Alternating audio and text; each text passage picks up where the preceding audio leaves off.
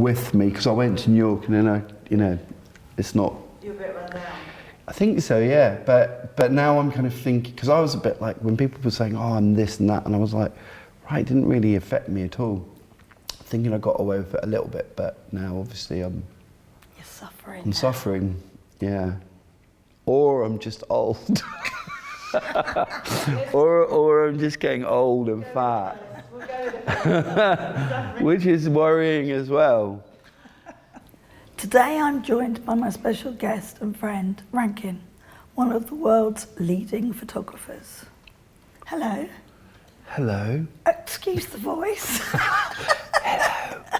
Hello, Ali. It's completely I sound more like what's his name from Silence of the Lambs? Hello. So I won't try and copy Hannibal you. Lecter. Hannibal Lecter, yeah, sorry. I think one of the first times we ever met, you called me Gobby, which made me feel really comfortable. And I thought, yeah, this man gets me because he's saying that. Although today I'm struggling to be Gobby a bit. I'm not sure if that's a good thing or a bad thing, but I'll just assume you're Gobby today and take every question with a pinch of salt. Well, I've always got attitude, you know that. You definitely have that. So, anyway, by the way, you have a double ganger. I nearly accosted A him. doppel? Double ganger. Oh, really? Yeah, in Brighton. I nearly accosted him. Really? Yeah, yeah. I've had a couple of that. Someone messaged me on Twitter saying that I had a doppelganger. They had, a double the other day, and I actually messaged the bloke back and went, "He's much better looking than me," because I thought I can't just not respond. So We actually stopped him in the street. did you? Yeah. And did he say he'd been? He just looked at us like we were crazy, of course. I remember there was a creative director that once said to me, and I took it so badly at the time. They said, "You're so much like James Corden. It's like he's your double." No. And I was like, I find that really. Thought it was a bit rude. Then I met James Corden. And I went, you know what, everyone tells me that I'm your double. And he said, yeah, I'm like your younger version. Everyone keeps telling me as well. And so now I watch him on TV and think that's what I'm a bit like. So I've tried to change my style a little bit. But my voice, do you hate your voice or do you like your voice? I don't like listening back to it, but I'm fine while I'm talking, apart from obviously this particularly sexy one I've got at the moment. I hate my voice, so I can't watch myself. No, I can't. I can't watch myself or listen to myself. So, which I think, considering we do a bit of TV and stuff, is not an advantage. No, well, when they do playback, I just leave the room because I don't want to hear it. I'm with you. So I'm with you. It's fine, but I enjoy doing it, which I'm sure you're exactly Yeah, I the enjoy same. the process of it. I'm inquisitive and nosy and stuff, so it's like gives you a right to be nosy, like this, I guess. Absolutely, it's given me a right to be nosy for a change, which is a first. You're always nosy. All right. Okay, so I'm just going to start with the first question. How did you first get into photography? Well, I was very lucky to find photography because I was from a very unartistic working class family who were super clever, but my father's father died when he was very young, so he had to leave school and didn't really get to sort of have a full education, and worked from the age of 15. So when we came along, in the family, my mum's sister married up, and my mum and dad were very, probably the poorest part of the family, but my dad was so bright and smart and clever that he did very, very well for himself. So we went from quite a working class house in Glasgow, and then he just kind of did better and better and better.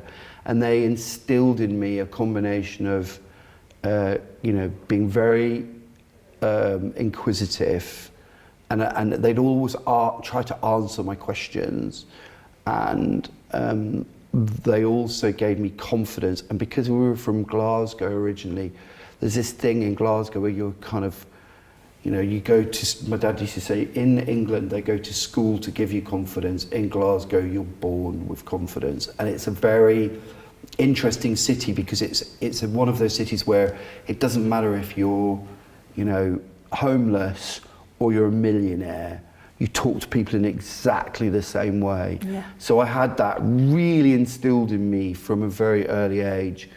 And the fact that I wasn't from an artistic background didn't mean that I didn't ask lots of questions. They encouraged that, but it meant my education, my formal education, became very sort of, you know, I guess normal.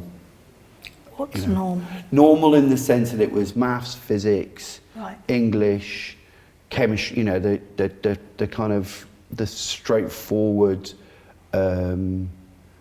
state education where they're just, you know, you're basically another person on the line that's being taught how to do stuff. So when I went to, I remember going to see my careers advisor, and they said, well, obviously accountancy is, you know, science, Okay. because I was good at those. So when I eventually finished my A-levels, my parents were very, very supportive. I started going out with girls who were artists, so an actress and a fashion designer, as I got older, and I was very attracted to that part of the world. But I thought, oh, well, I'm going to be an accountant, you know, I'm going to be a business person or whatever. And I got in to do what's called a foundation in accountancy at Brighton Polytechnic, and went down to Pharma in halls of residence, and was plonked into halls of residence. Know it well. And they were all art students. Yeah. Everybody in there was an art student, apart from one person, that was me. Right. And they were either interior designers or they were fine artists. I think there was one mathematician, but he was very artistic as well. And he was, you know, he was on that kind of like a well-educated sort of middle-class family. Right. Frank, his name was Frank actually, and just had that. They had art and music in their, you know, at home. So they had all these influences, and I was plonked in there. And I remember they said to me, we were watching Robert Palmer's, one of the Robert Palmer videos with all the girls doing the backing singers, and I was like, oh, I think that's so cool. And I later found out it was a photographer that I really admired. I can't remember his name now, that's terrible. I will remember it in a minute. Terence Donovan. I remember we watched this, I think it was literally Top of the Pops, and Robert Palmer was on there with these girls all wearing lipstick behind doing this dance, and me saying, I know I found out subsequently it was Terence Donovan, who I became a bit obsessed by as a photographer, but that video, all of these art students were like, that is so sexist. And I was like, why? What's wrong with it? And I remember at the time just being like, wow, this is such a different way of looking at the world. And they all those art students made me really question who I was. Now, whether they were right or wrong is still something I would debate, but they really made me question everything. And then, because of that interaction with them, I started to think, why am I doing accountancy? And they were also doing like 8-hour weeks, and I was doing like a 50-hour week. I was going to college like 8 hours a day. Yeah. You know, to study accountancy, which to be really honest with you, I've not learned anything. I'd never learned anything from. So that made me question. And I think after the second term, so the Easter holidays, you go back, you study for your final exams, and I went, I'm going to pick up a camera. who do I know that's got a camera? And I just happened to have a friend who had a camera, and we went out for the day, taking pictures, and literally, I remember picking up this camera, looking through the lens, and looking at the world and going, click, you know. And that was it was like a light bulb going off in my brain, and it was magic. And sort of as soon as that happened, I was like, that's it, this is what I'm doing. Then I had to go back and tell my parents, and my parents How did that go? Oh, not good. My dad didn't talk to me for a year, so wow. It was pretty tough. And also I had to, of course, move back from Brighton because I was leaving the accountancy behind and go and live with my parents. And I started to get a job as a cleaner, and then I got a job as a theatre porter at Edgware General Hospital. And I just did anything I could to earn enough money to take photographs. Oh. And I pretty much self-taught myself from Langford's basic photography and advanced photography. And I mean, you're not as old as me, but back then it was so expensive to take pictures. And I was totally self-taught. So it was a very big swing in a different direction. And then I always look back at it now and think I had an advantage because my family weren't artistic and they didn't have any background in creativity. I had no influences. So my influences were my girlfriends, my two major girlfriends back then, and that was it really. And then everything else was going to the library, starting at A, working through to Z, and you know, literally just going, right, Ansel Adams, I'll have a look at him, you know, and David Bailey, I'll have a look, you know, I think David Bailey was the only photographer I knew. So that was my education. Right. So, and it was quite strange because when I get really into something, I get quite obsessive about it. I want to read a lot about it, and so I self-taught myself, and I think that almost created its own identity for myself because it was self kind of created. It wasn't like I was going. It wasn't like, I don't know if you had this, but I didn't have anybody telling me this is what you should like.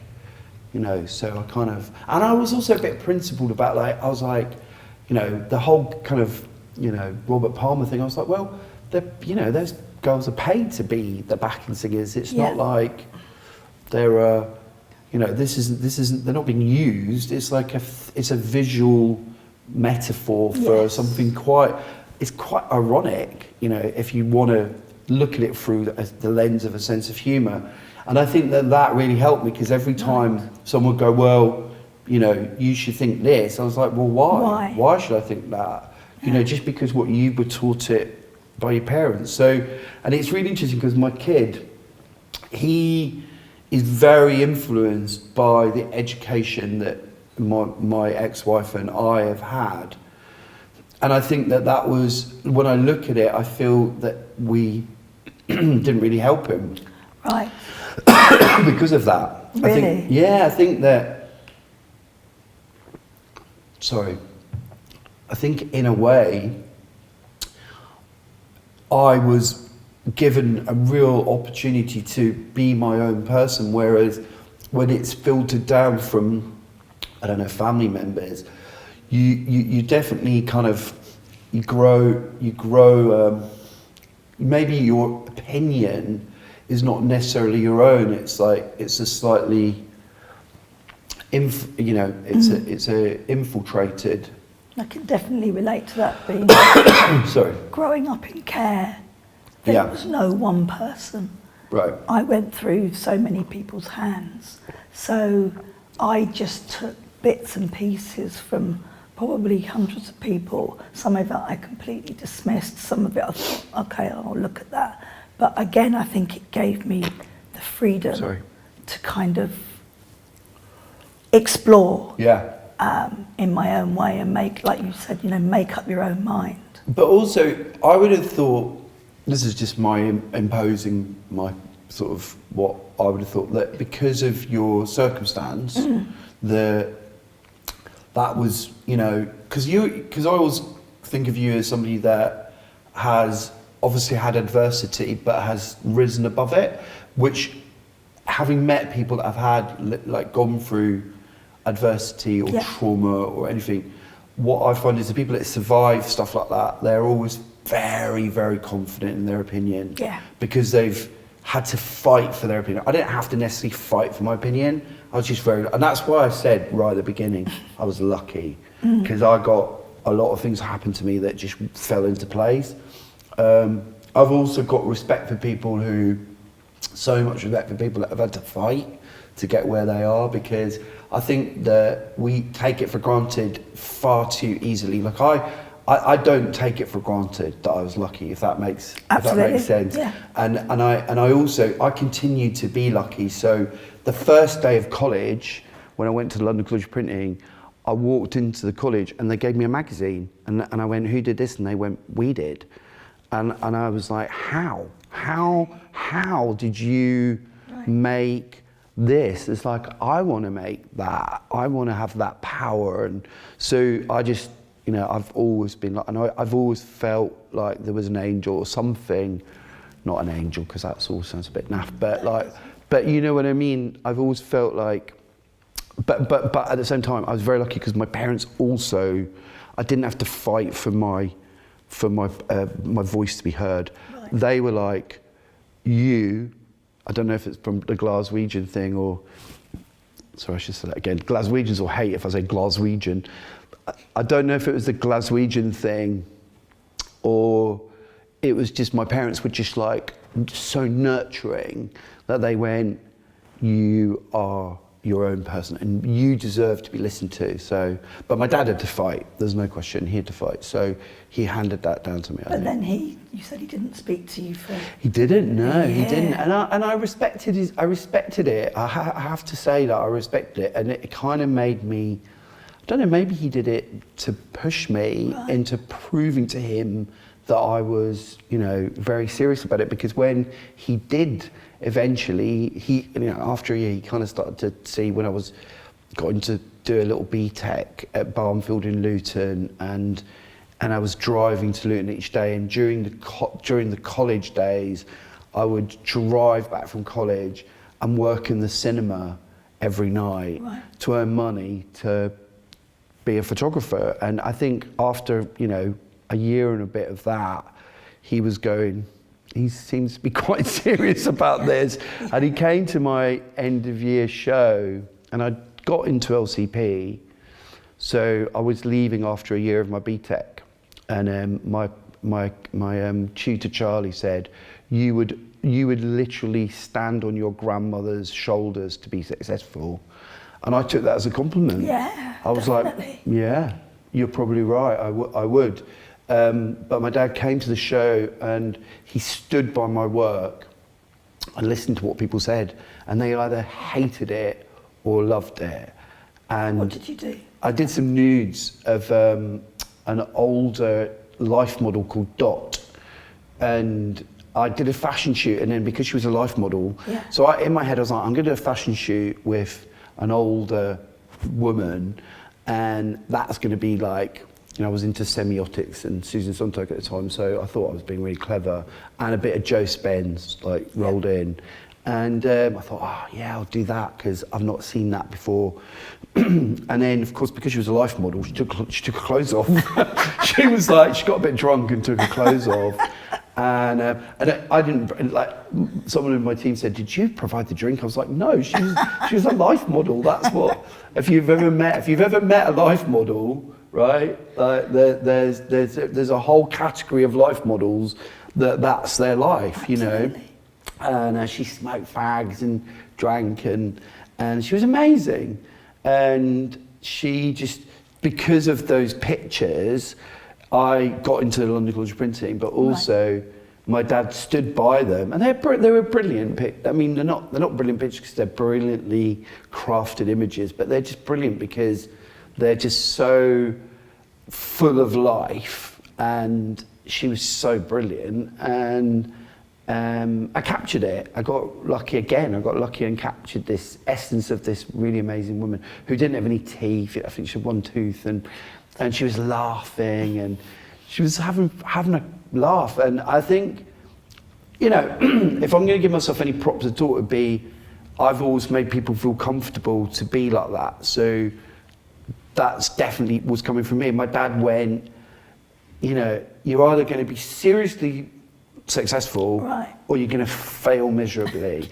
And he said that's the best place to be. So and from there on in, he was literally like Des O'Connor at every single event I ever did until he passed away. Yeah, he was there at the shows. I remember I did a David Bailey show, collab. So me and Bailey did a collaboration show where we showed two sets of work together, and he went up to Bailey and said, "Oh, you know, what do you think of him?" And he said, Bailey said, "You know, he'll get there eventually," or something. You know, normally disparaging, but at the same time not disparaging, which is Bailey's way of sort of loving you. And my dad was like, "Yeah, Bailey thinks you can do all right," you know. And it's just that brilliance of not having any filter that at all on art. So, and I think that they've handed that down to me, really. So I was just, again, I was very lucky and was encouraged. So, yeah, but I've never, ever worn that lightly, ever. I feel totally privileged that I was given that ability. And also the British school system back then was much better, and the arts education system was much better, and I wouldn't have had that opportunity if it wasn't for the way the schools and colleges worked back then, because you know, he didn't want, you know, once I'd been to college to accounts, he was like, "That's it, you're on your own now." Then when I got out of college, he was like, "Now I'll support you and you know," but I had to prove myself, you know. Absolutely. So you know, talk about your parents a lot. What was your relationship with them? Well, my parents were, as I said, like completely. They had no. My dad, for example, taught himself from the Reader's Digest, so that was his education. Really? The Reader's Digest, yes. So he was incredibly knowledgeable about lots of things, because he read the Reader's Digest religiously, and I know that might sound a bit kind of trite, but actually, it's a very useful way of learning stuff because it's so broad and very detailed. And he was a big listener, so he was very good at hearing people and what they had to say, and very charismatic. And my mum and I had a few more run-ins than my dad and I, but they were a team. You know, there was never, it was always Roy and Anne Waddle, because my dad would put on this very like, "Oh, hi, I have to do the answer for him. You have reached the house of Roy and Anne Waddle." So it was this posh Glaswegian bit. When he spoke like that, so it was. They were very much a team, and everything. Like, I would never get away with insulting my mum. You know, like that would be nowhere. You just don't do that. And I think that he had an amazing moral compass. Like, I remember we had a quite racist neighbour in Glasgow who used to use the N-word all the time. Right. And my dad was like, you know, I think I said it once, and my dad nearly shook me, you know, to like, he stopped me. He was like, "You do not use that word." Like, and he said, "I don't want you talking to that neighbour." I can't remember his name actually, neighbour, but it was, and my dad was mad. Like, he was so crazy because he was a Glaswegian Protestant, but because he was so anti the sectarian thing, he was lived in a Catholic neighbourhood. And he wouldn't support either Glasgow Rangers or Celtic. Right. He supported Queen's Park, which is the worst, you know, I'm sorry if you're a Queen's Park fan, but was like literally the worst club in Glasgow because he didn't want to be part of that religious divide. So that moral thing, that weird compass that he had, came from him. Didn't come from his parents, came from his lived experience, which was what I was talking about, adversity and having your own voice. He made a decision, like, I'm not siding. So we lived in a Catholic street, and it took till when I was about sort of 7 or 8 to go, you know, people would come to my birthday party and go, why, you know, from my school, which was a Protestant school, which I had to be Protestant to go to, I couldn't go to a Catholic school. And then my friends were like, why do you live in this street? You know, and I started to kind of, that sort of sectarian thing started to bleed in to our lives. And then my dad moved. He was like, the minute it started to become a thing, he was looking to move out of Glasgow. So he moved out of Glasgow, we moved to Yorkshire. And then when we got to Yorkshire, which I thought was brilliant, which was literally like just fields. I was spent pretty much from the age of 9.5 when we moved there till 13 when we moved to St Albans, just out in the fields. Like that was all it was amazing. And then my dad said, we had to move you out of Yorkshire because, you know, I could see that you were getting, you know, hay in your ears and you were becoming a country bumpkin. And I was like, so there was a real focus on myself and my sister getting a better education and being given an opportunity. And my parents obviously made super sacrifices that only in retrospect, when you look at it, you go, okay, so you moved us out of sectarian Glasgow, you know, so that we didn't get influenced by it. And it was kind of. You haven't even got an accent. I don't know because I went to state school. So if you went to a state school in the 80s and you had an accent, you know, I would have not fitted in. So really, yeah, you got, you know, I had to duck and dive. So did you change the way? Of course, yeah, totally, and that's why I can mimic people a bit. I'm not as good as an actor, but I love mimicking because you just would try and fit in. It's amazing. Anyway. So when you did unfortunately lose them both, how did you reconcile with that and deal with it? And I don't know, you put it somewhere that you don't ever get over it. That's not the right thing. But you never get over it, no. That you can, I don't know, move forward. Like when I lost Paris, I'm at the stage now where I can one step in front of the other. Yeah. I know. You can talk about it. Yeah, I can.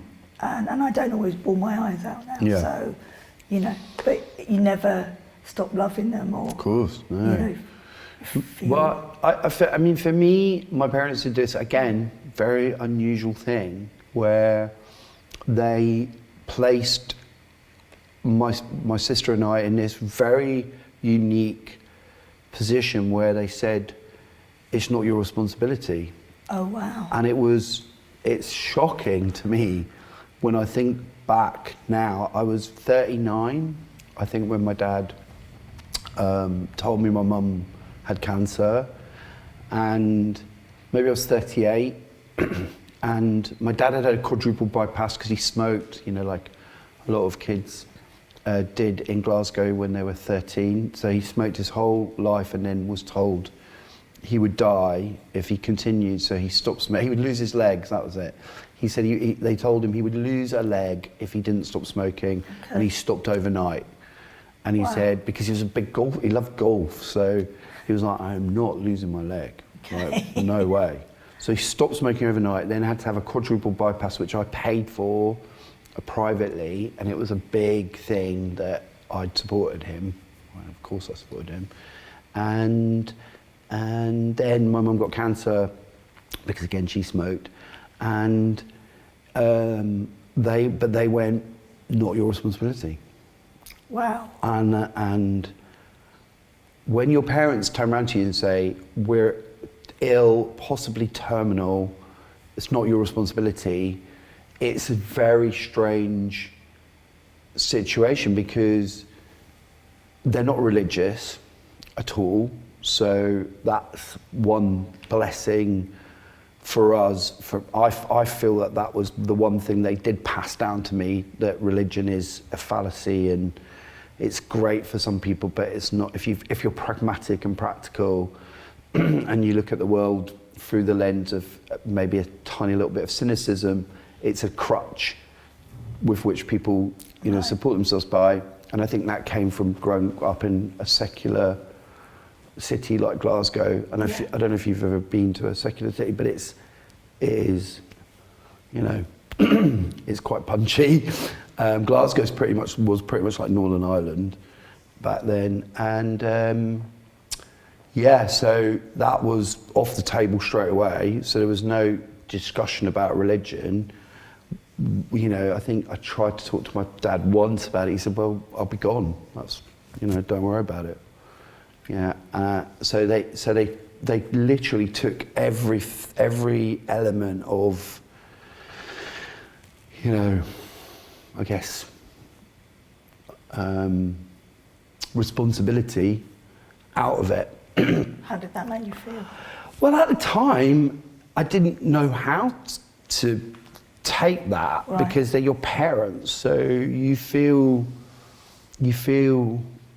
I just felt, well, they always did what they wanted, so I'm not going to change. I mean, I remember going to the doctors with my mum, and my mum being quite kind of blasé about, well, that's it, it's fine, and me and my sister and I going, but no, you should be fighting this. And she was like, well, no, I've had a good innings, and she was scared, I think, but I think they were both scared of death in a way that maybe if we talked about it, they wouldn't have been scared about it as much, or that maybe we could have had the discussion. But they'd given us no tools to discuss it, because they literally went, right, don't worry, it happens. Okay. This is life. So it was and I think they'd been preparing, now even though I look at it now, I think they've been preparing us for that, right, for a long time. And my father's mother died when he was young as well, so I didn't really meet her. And then my mum's mum died a bit older, but she again it was a bit more kind of, and I'm going to be really honest with you, I think it's that working class thing where they were just like, well, this is what happens. And yeah, I think that was the pre sort of death situation. And then the death situation was, my parents passed away very close to each other. It was quite a shock. My dad died first because he had a heart attack. And once they passed away, once they died, it was, you go through the immediacy of having to just deal with the practicalities of death, which are really hard.